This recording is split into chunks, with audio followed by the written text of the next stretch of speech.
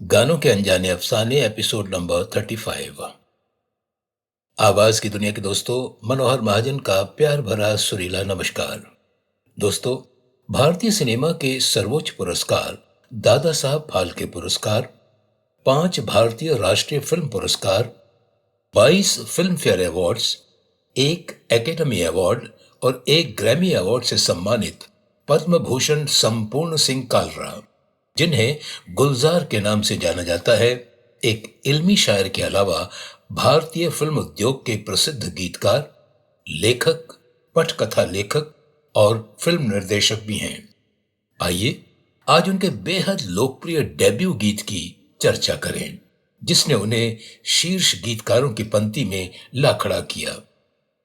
Film बंदनी का निर्माण चल रहा था, जिसके निर्देशक बिमल रॉय थे, संगीतकार सचिन देव बर्मन और बतौर गीतकार शैलेंद्र फिल्म के गाने लिखने वाले थे। इसी बीच बर्मन दा और शैलेंद्र के बीच किसी वजह से मनमुटाव हो गया। उन्होंने शैलेंद्र के साथ काम करने से इनकार कर दिया।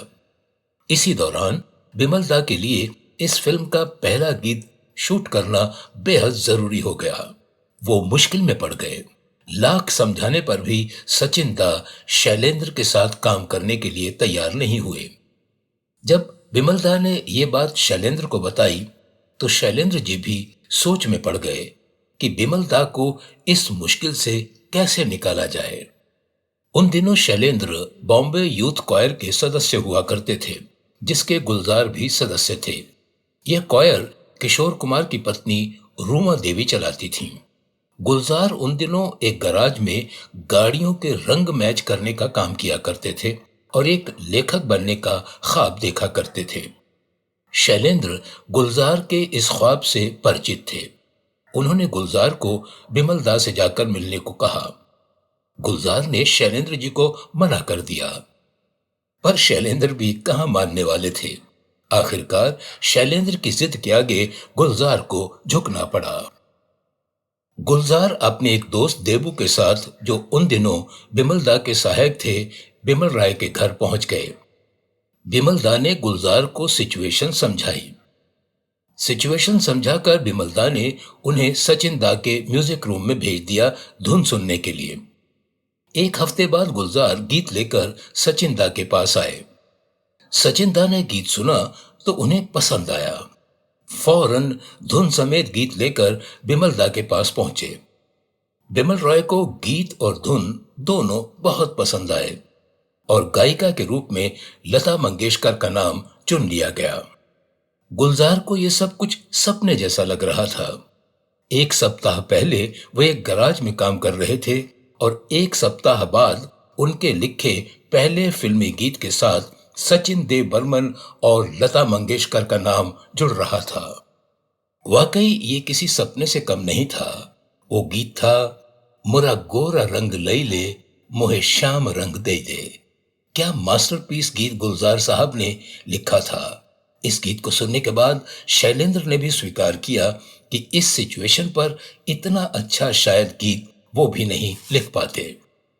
बिमल दा और शैलेंद्र दोनों ये चाहते थे कि बंदनी के बाकी के गीत भी गुलजार ही लिखें, पर इसी बीच सचिन देव बर्मन का शैलेंद्र के साथ जो मनमुटाव था वो दूर हो गया और उन्होंने गुलजार जैसे नए गीतकार के साथ काम करने से इनकार कर दिया।